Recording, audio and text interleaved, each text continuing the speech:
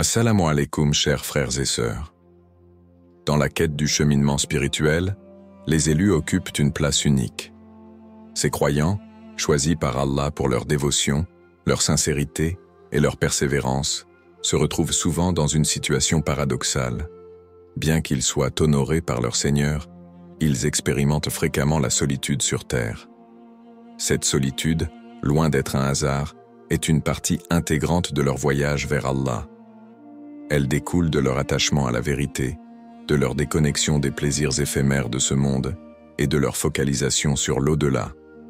Dans le Coran, Allah rappelle cette réalité.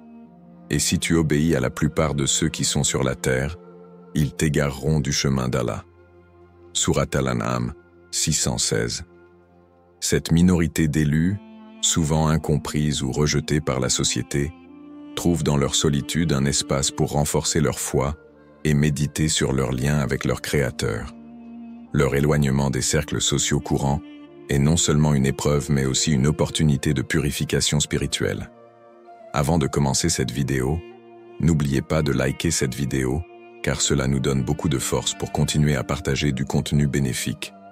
Et je vous invite à vous abonner à notre chaîne et d'activer la cloche de notification pour rester informé de nos prochaines publications sur la foi islamique. Merci et bonne vidéo. Définition des élus en islam. Les élus en islam sont ceux qui se distinguent par leur proximité avec Allah, leur foi inébranlable et leur comportement exemplaire. Le Coran et la Sunna décrivent ces individus comme une minorité choisie, favorisée par la guidance divine et ancrée dans l'obéissance à leur Seigneur. Ils sont ceux qui non seulement croient fermement mais traduisent leur foi en actions concrètes, en restant constants face aux épreuves et aux tentations de ce monde. Allah dit dans le Coran « Et peu de mes serviteurs sont reconnaissants. » Sourate Saba 34-13. Cette reconnaissance, non seulement verbale mais profondément enracinée dans le cœur et les actes, est une qualité essentielle des élus.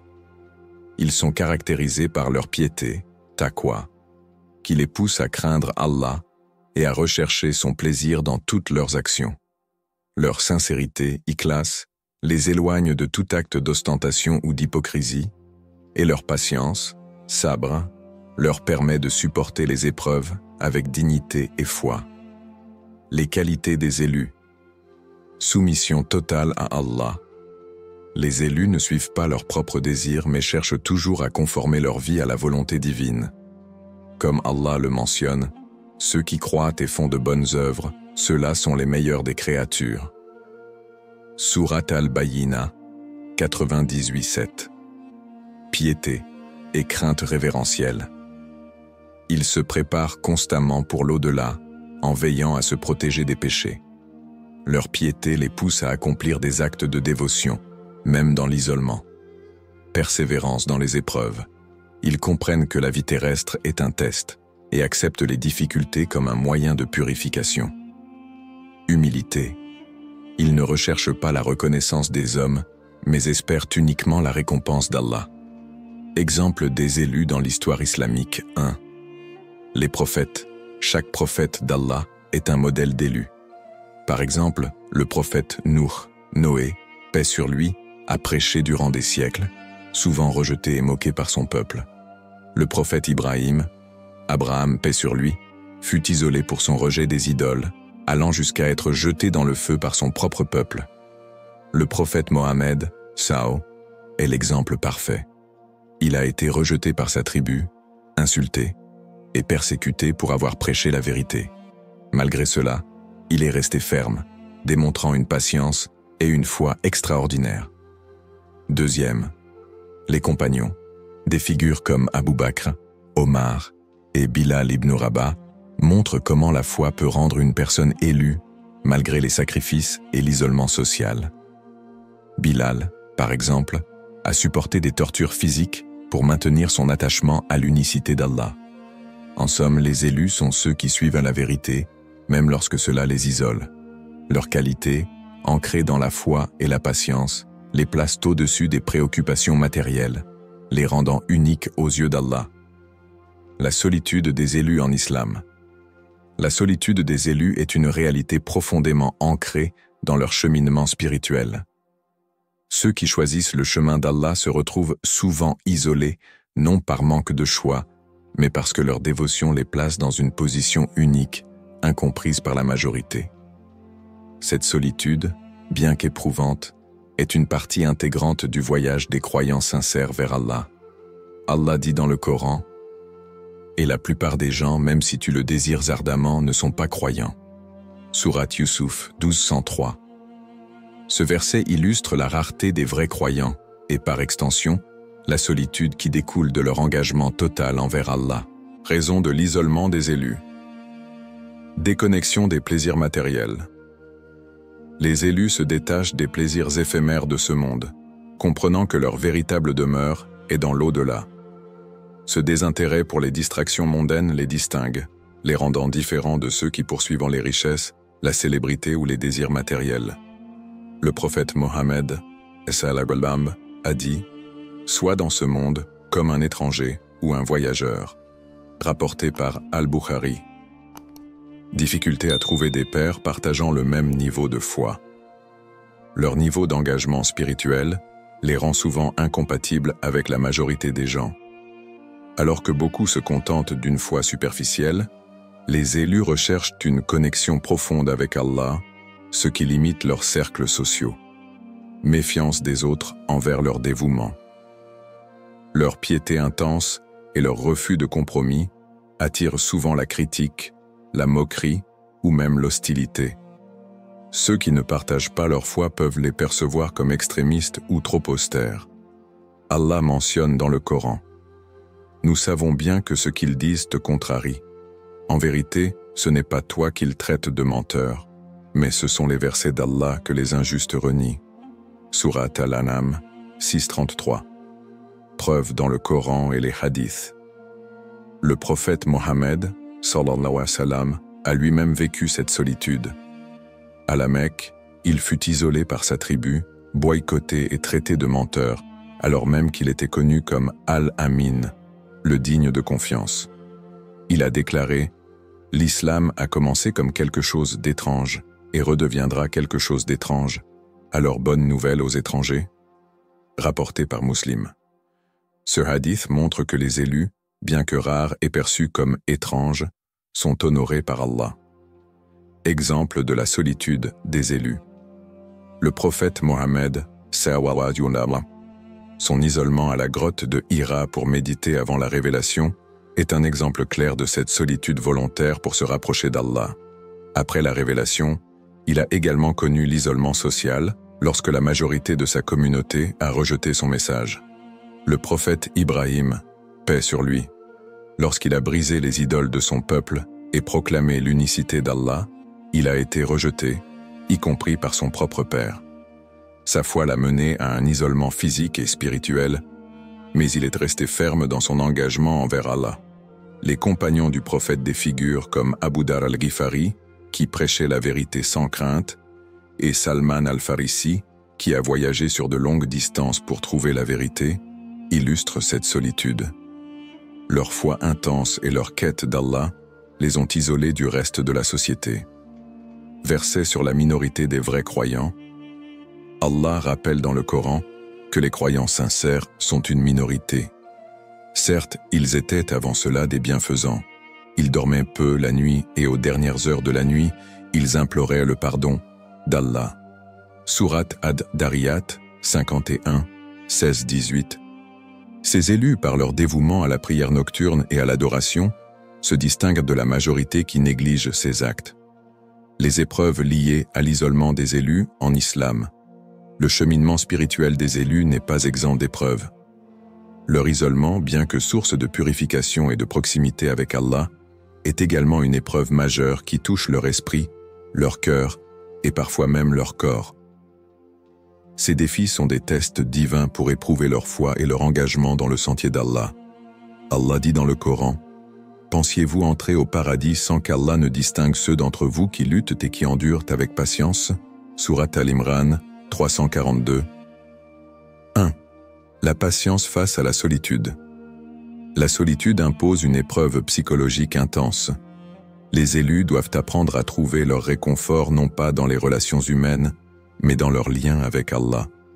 Ils ressentent parfois un vide émotionnel et social, mais leur foi les aide à transformer cette solitude en une opportunité de méditation et d'adoration. Le prophète Mohammed, sallallahu alayhi wa sallam, passait de longues heures seul en prière, pleurant et invoquant Allah, même dans les moments de difficulté extrême. Cette patience face à l'isolement est une qualité essentielle des élus. Un exemple marquant est celui du prophète Nuh, paix sur lui, qui a prêché pendant 950 ans et n'a reçu qu'une poignée de croyants comme réponse. Malgré cela, il a persisté avec patience, confiant dans le plan divin. 2. L'opposition des proches ou de la société. Une autre épreuve difficile pour les élus est l'opposition qu'ils rencontrent, parfois même de la part de leurs proches. La foi des élus peut être perçue comme un affront aux normes culturelles ou aux croyances majoritaires. Cette opposition peut aller de l'incompréhension au rejet total. Le prophète Ibrahim, paix sur lui, est un exemple clair de cette opposition. Son propre père, Azar, a rejeté son appel à l'unicité d'Allah et l'a menacé de violence. Malgré cet isolement familial, Ibrahim est resté ferme dans sa foi et a placé sa confiance en Allah. De même, le prophète Mohammed, sallallahu alayhi wa sallam, a été rejeté par les Quraysh, sa propre tribu. Lorsqu'il a commencé à prêcher l'islam, il a fait face à des insultes, des complots et un boycott économique imposé à lui et à ses partisans. Cette opposition a culminé avec des tentatives d'assassinat, mais il est resté constant et patient. 3. L'endurance face aux moqueries et aux rejets.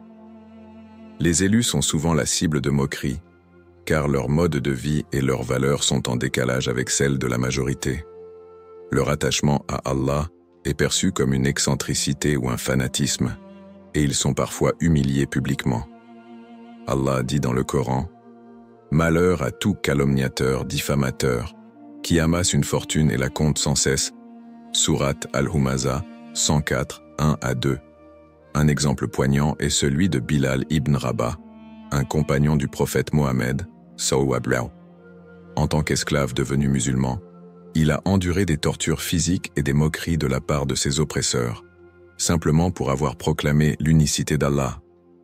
Malgré cela, il répétait sans cesse « Ahad, Ahad », Allah est un, montrant une foi inébranlable. De même, les compagnons comme Abu Dar al-Ghifari ont été marginalisés pour avoir prêché l'égalité et dénoncé l'injustice, ce qui était contraire aux pratiques sociales de l'époque. Les épreuves comme moyen de purification. Bien que ces épreuves soient difficiles, elles ne sont pas sans but. Elles servent à purifier les élus et à les préparer à des récompenses immenses dans l'au-delà. Allah dit « Nous vous éprouverons certes par un peu de peur, de faim et de diminution de biens, de personnes et de fruits, et annonce la bonne nouvelle aux endurants. » Sourate Al-Baqarah, 255. Les épreuves sont donc une opportunité d'expier les péchés, de renforcer la foi et de se rapprocher davantage d'Allah. Exemple tiré des récits prophétiques, le prophète Ayoub, paix sur lui, il a perdu ses enfants, ses biens et sa santé, mais il n'a jamais cessé de remercier Allah. Sa patience face à l'isolement et à la souffrance est un exemple éclatant de foi inébranlable. Le prophète Youssouf, paix sur lui, jeté dans un puits par ses propres frères, vendu comme esclave et emprisonné injustement, il a affronté un isolement extrême. Malgré tout, il a gardé sa foi et son intégrité, devenant par la suite un dirigeant honoré en Égypte. Les épreuves liées à l'isolement des élus ne sont pas des punitions, mais des tests divins. Ces difficultés, bien que lourdes à porter, permettent aux croyants de prouver leur dévotion et de mériter des récompenses éternelles. L'histoire des prophètes et des compagnons montre que la patience, l'endurance et la foi sont les clés pour triompher de ces épreuves. Les élus comprennent que leur isolement, loin d'être un malheur, est en réalité une marque d'amour et de faveur d'Allah. Les bienfaits de la solitude des élus. La solitude, bien que souvent perçue comme une épreuve, est en réalité une bénédiction pour les élus en islam. Cette condition, choisi ou imposé par les circonstances, offre une opportunité unique de renforcer le lien avec Allah, de se purifier spirituellement et de se préparer à la récompense éternelle. Allah dit dans le Coran, « Et éloigne-toi d'eux avec noblesse.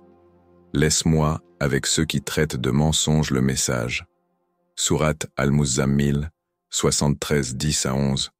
Ce verset rappelle que l'isolement peut être une voie vers la sérénité et la proximité avec Allah, loin des distractions de ce monde. Premier temps dédié à l'adoration. La solitude permet aux élus de consacrer davantage de temps à l'adoration d'Allah, sans être distraits par les préoccupations sociales ou matérielles.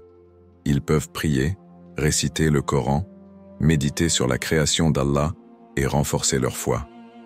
Le prophète Mohammed, se retirait régulièrement dans la grotte de Hira pour méditer et adorer Allah avant même la révélation.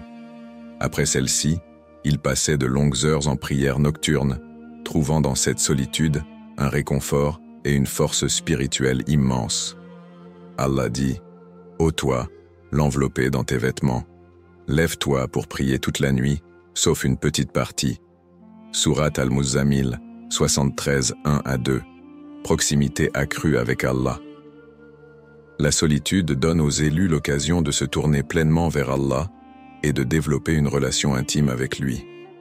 En s'éloignant des distractions du monde, ils peuvent ressentir la présence d'Allah plus intensément et renforcer leur tawakkul, confiance en Allah. Un hadith Qudsi rapporte « Je suis avec mon serviteur lorsqu'il me mentionne et que ses lèvres bougent pour me rappeler. » Rapporté par Muslim, clarté spirituelle et sérénité. La solitude offre une clarté spirituelle rare. L'éloignement des influences extérieures permet aux élus de réfléchir profondément, de comprendre leur rôle dans ce monde et de se concentrer sur leurs objectifs spirituels. Cette introspection mène à une sérénité intérieure, un état où l'âme trouve enfin la paix. Allah dit, « Certes, c'est dans le rappel d'Allah que les cœurs trouvent la quiétude. » Sourate Ar-Ra'd, 13h28. La solitude comme chemin vers le succès éternel. La solitude, bien qu'éprouvante, prépare les élus à l'au-delà. Elle les détache des attaches matérielles, les pousse à dépendre uniquement d'Allah et leur rappelle que le vrai succès réside dans la satisfaction d'Allah et la récompense du paradis. Le prophète, Sawabiu, a dit « 7 catégories de personnes seront sous l'ombre d'Allah le jour où il n'y aura d'ombre que la sienne, et un homme qui évoque Allah en étant seul et ses yeux débordent de larmes. » Rapporté par Al-Bukhari et Muslim. Cette promesse montre que la solitude n'est pas un isolement vide, mais un état dans lequel le croyant peut atteindre des sommets spirituels et se préparer à la félicité éternelle. La solitude des élus est une bénédiction déguisée. Elle leur permet de se recentrer sur Allah, d'atteindre une clarté spirituelle et une sérénité profonde, et de s'élever dans l'échelle des récompenses divines. Bien que cette condition puisse sembler difficile à porter, elle ouvre la voie au véritable succès, l'agrément d'Allah et l'entrée au paradis. Exhortation pour les croyants. Comment accepter et gérer la solitude? La solitude peut être une épreuve difficile, mais elle est aussi une opportunité précieuse pour les croyants de se rapprocher d'Allah et de grandir spirituellement. En comprenant les bienfaits de cette situation et en adoptant des attitudes positives, les croyants peuvent transformer leur isolement en une source de bénédiction et de sérénité. Allah dit dans le Coran, « Ô vous qui avez cru, cherchez secours dans la patience et la prière. Certes, Allah est avec les endurants. » Sourate Al-Baqarah, 253. 1. Faire preuve de patience. La patience est essentielle pour gérer la solitude. Les croyants doivent se rappeler que cette situation n'est pas éternelle et qu'elle fait partie des tests de la vie. La patience consiste à accepter ce que Allah a décrété tout en continuant à lui obéir et à chercher sa satisfaction. Le prophète Mohammed a dit « Quel que soit le mal qui atteint le croyant, même une piqûre d'épine, Allah en expie ses péchés à travers cela. » Rapporté par Al-Bukhari et Muslim. Se rappeler les récompenses d'Allah pour les patients, Allah promet de grandes récompenses pour ceux qui endurent les épreuves avec patience. Les croyants doivent se rappeler que chaque instant de solitude, chaque douleur ou incompréhension subie, est une opportunité d'accumuler des récompenses dans l'au-delà. Allah dit et donne la bonne nouvelle aux endurants, qui disent, quand un malheur les atteint, certes, nous sommes à Allah, et c'est à lui que nous retournerons. Ceux-là reçoivent des bénédictions de leur Seigneur, ainsi que sa miséricorde, et ceux-là sont les bien guidés. Sourate Al-Baqarah, 255 à 157. 3. Multiplier les invocations et renforcer son lien avec Allah. La solitude est le moment idéal pour intensifier les invocations et cultiver une relation intime avec Allah. Les croyants peuvent se confier à Allah, lui demander force et sérénité, et trouver dans sa proximité un réconfort unique. Quelques invocations utiles. Hasbunallahu wa ni'mal wakil. Allah nous suffit et il est le meilleur garant. Rabbi inni marloubun fantasir. Ô mon Seigneur, je suis accablé, viens à mon secours. De plus, la prière nocturne, Qiyam al-Layl, est un moyen puissant de renforcer cette connexion avec Allah. Dans le silence de la nuit, loin des distractions, les croyants peuvent en trouver une paix inégalée en se tenant devant leur Seigneur. Le prophète, Sallallahu a dit « Le Seigneur descend chaque nuit au ciel le plus proche lorsque le dernier tiers de la nuit reste, et il dit « Qui m'invoque afin que je lui réponde ? Qui me demande afin que je lui donne ?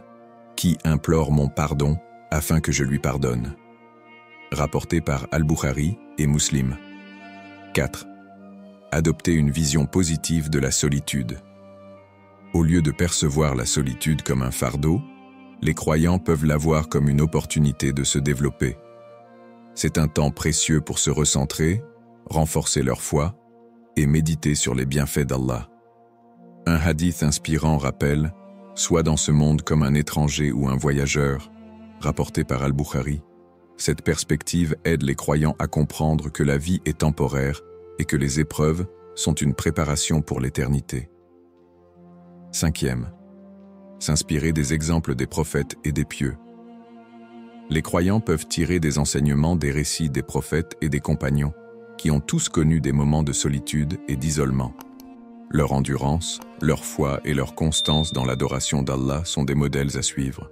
Le prophète Moussa, paix sur lui, lorsqu'il s'est enfui de l'Égypte seul et sans ressources, il a invoqué « Seigneur, j'ai grand besoin de tout bien que tu feras descendre vers moi » Sourate Al-Qasas, 28-24.